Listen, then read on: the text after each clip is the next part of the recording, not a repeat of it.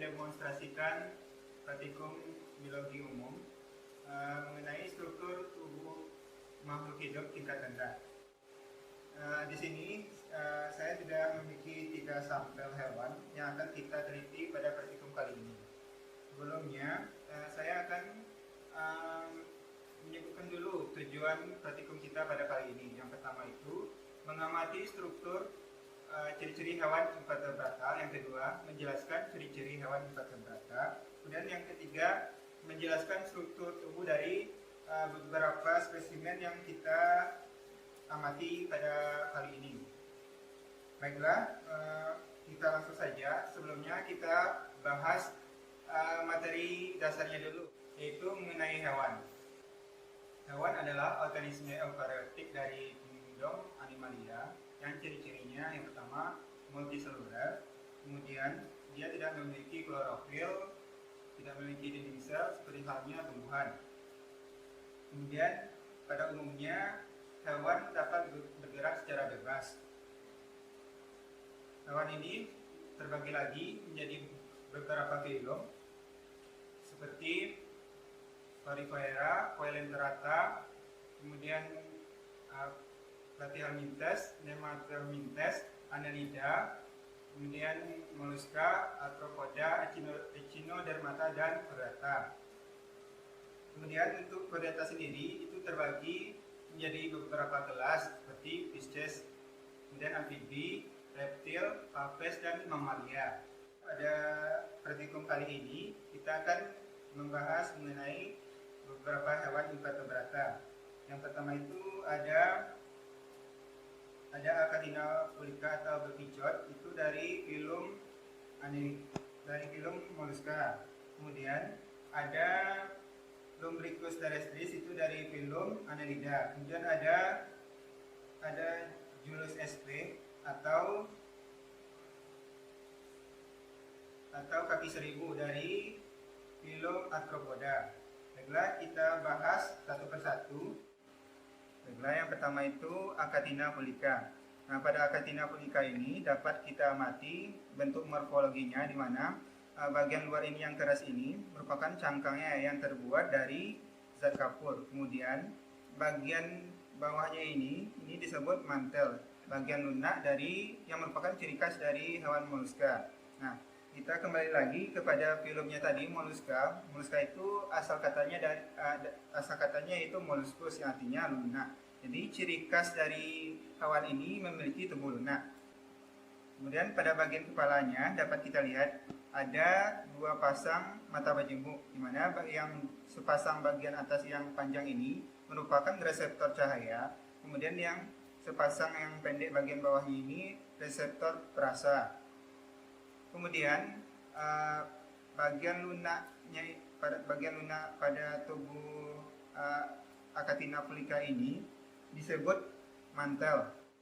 Kemudian Achatina fulica ini termasuk ke dalam kelas gastropoda, di mana gastropoda itu asal katanya gastros, yang artinya perut, dan poda itu kaki.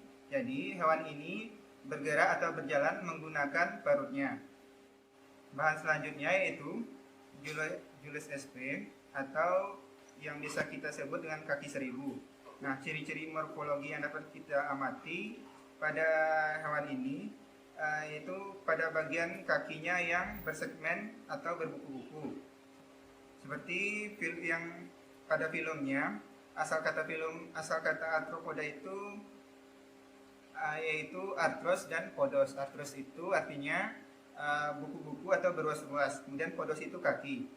Seperti yang dapat adik-adik lihat, bagian kakinya itu berwas-was atau berbuku-buku.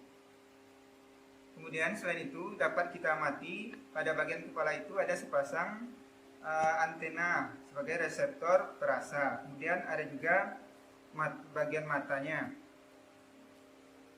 Kemudian hewan ini termasuk ke dalam kelas Diplopoda, di mana pada setiap ruas dadanya ini atau toraksnya itu terdapat 2 pasang kaki.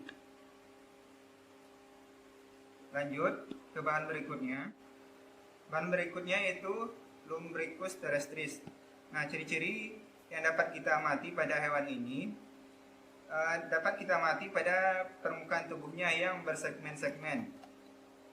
Kelas hewan ini termasuk ke dalam filum Annelida, di mana ciri khas dari hewan ini memiliki cincin-cincin atau segmen-segmen pada tubuhnya. Morfologi yang dapat kita amati, ada bagian tubuh hewan ini terbagi atas bagian anterior dan posterior. Bagian anterior itu adalah bagian depan atau bagian mukanya ya, pada bagian mukanya. Kemudian bagian posterior itu bagian ekornya. Nah, selain itu dapat kita amati juga pada bagian anterior itu terdapat bagian yang seperti yang warnanya agak berbeda dari bagian tubuh yang lainnya. Nah, bagian ini disebut dengan klitelum. Nah, fungsi klitelum ini itu sebagai alat reproduksi dari Lumbricus terrestris. Lumbricus terrestris ini termasuk ke dalam kelas Clitellata. Nah, seperti yang saya sebutkan tadi, kelas Clitellata ini memiliki ciri-ciri klitelum. Nah, jadi kenapa Lumbricus terrestris ini termasuk ke dalam kelas Clitellata? Karena memiliki klitelum. Kemudian morfologi yang dapat kita amati yang lainnya itu pada permukaan tubuhnya itu, kalau adik-adik amati menggunakan lup atau kaca pembesar, itu dapat kita amati berupa rambut-rambut halus di permukaan tubuhnya. Nah, rambut ini menjelaskan bahwa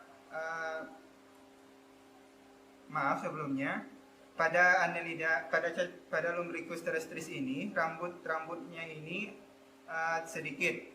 Nah, jadi pada kelas Clitellata itu terbagi lagi menjadi Oligochaeta dan Hirudinea. Nah, Oligochaeta ini memiliki ciri-cirinya itu memiliki rambut yang sedikit. Jadi Lumbricus terrestris ini termasuk ke dalam subkelas Oligochaeta. Baiklah, demikianlah demonstrasi praktikum yang dapat saya tampilkan. Terima kasih atas segala perhatian. Wassalamualaikum warahmatullahi wabarakatuh.